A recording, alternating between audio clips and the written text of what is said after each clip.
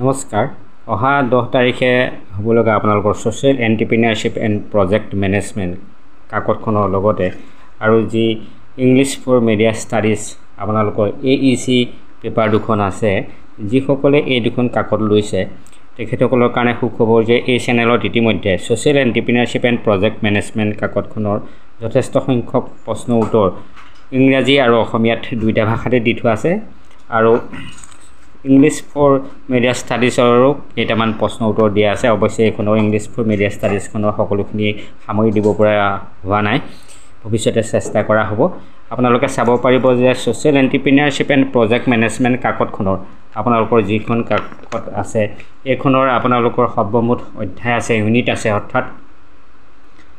আপোনালোকৰ 10টা ইউনিট আছে এই 10টা ইউনিট সামৰি যথেষ্ট সংখ্যক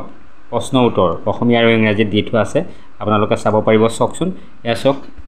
এয়া সোশ্যাল এণ্টাৰপ্ৰিনাৰশ্বিপ কাকতখনৰ আপোনালোকে অনামিকা নাথ ক্ৰিয়েটিভ কৰ্ণাৰত গৈ পেলাই আপোনালোকে প্লেলিষ্টত যাব প্লেলিষ্টত যোৱাৰ লগে লগে আপোনালোকে প্লেলিষ্টটো তললৈ স্ক্ৰল কৰিলে দেখা পাব যে social entrepreneurship and project management কাকতখন ওলাব প্লেলিষ্টবিলাক তাত দেখা পাব যে তাৰপিছত টাচ কৰাৰ লগে লগে আপোনালোকৰ সন্মুখত প্ৰতিটো ভিডিঅ' আহি যাব এনেধৰণৰ 10টা অধ্যায় আছে আপোনালোকক মই কৈছে যে ইউনিট আছে 10টা এই 10টা ইউনিটৰে প্ৰতিটোৰে গুৰুত্বপূৰ্ণ পৰীক্ষাত আহিব পৰা ইংৰাজী আৰু অসমীয়াত প্ৰশ্ন উত্তৰ দি থোৱা আছে আপোনালোকে এই সমূহ প্ৰশ্ন উত্তৰ চাবলৈ হ'লে সোশ্যাল এণ্টাৰপ্ৰিনাৰশ্বিপ প্ৰজেক্ট মেনেজমেণ্টখনেই হওক বা ইংলিছ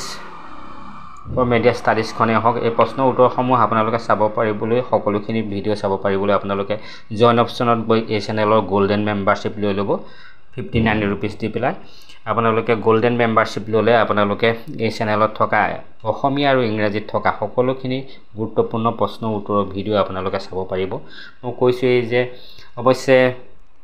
আপোনালোকে ইয়াতে দেখা পাব যে গত বৰ্ষৰ সোশ্যাল এই কাকত দুখনৰ পৰীক্ষাৰ প্ৰশ্ন কাকতো আপোনালোকে ইয়াতে পাব কেনেধৰণৰ প্ৰশ্ন আহে এই চেনেলতে দিয়া আছে আপোনালোকক আৰু অসমীয়াত লিখাসকলৰ বাবেও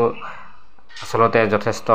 ভাল কথা যে এই চেনেলত ইতিমধ্যে দিয়া আছে আৰু যোৱা পৰীক্ষাত এই চেনেলৰ পৰা যথেষ্ট সংখ্যক প্ৰশ্ন উত্তৰ আহিছিলে দেখা পোৱা গৈছে তাৰপিছত চাব আপোনালোকক মই ইংলিছ ফৰ মিডিয়া ষ্টাডিজখনৰো কিছু সংখ্যকে লৈছে বহুতে দিবলৈ কৈছে যে এই কাকতখনৰো লাগে কিন্তু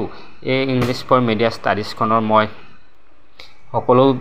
ইউনিট সামৰি দিব নোৱাৰিলোঁ মাত্ৰ কেইটামান ইউনিট সামৰি মই দিছোঁ আপোনালোকে চাব পাৰিব কিন্তু মই কৈছোঁৱেই যে এই সকলোখিনি গুৰুত্বপূৰ্ণ প্ৰশ্ন উত্তৰৰ ভিডিঅ' আপোনালোকে চাবলৈ হ'লে আপোনালোকে এই চেনেলৰ গোল্ডেন মেম্বাৰশ্বিপ লৈ ল'ব তেতিয়া আপোনালোকে সকলোখিনি ভিডিঅ' চাবলৈ সক্ষম হ'ব পৰীক্ষাত আহিব পৰা গুৰুত্বপূৰ্ণ প্ৰশ্ন উত্তৰৰ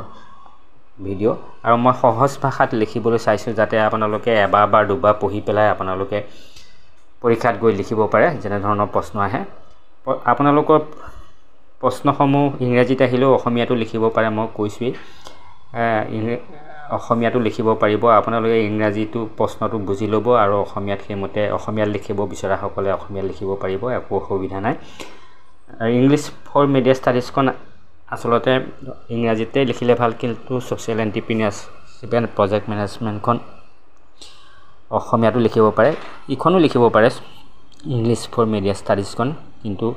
আপোনালোকে ইংৰাজীতো লিখিব পাৰে অসমীয়াতো লিখিব